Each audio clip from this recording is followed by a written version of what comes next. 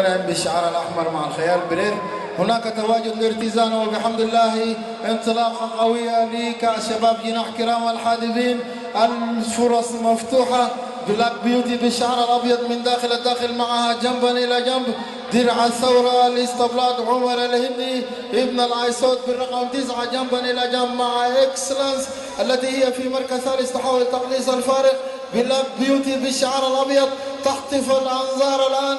إكسلنس في مركز ثاني يأتي من الخلف وأقوى المرشحين. هناك تأخر في مجموعة ثانية تقودها أيضا الفرص ارتزان التي هي بالشعار الأزرق وتواجد قوي لإكسلنس ودرع الثورة في مركز ثاني بقوة. الفرص مفتوحة والشوط مفتوح.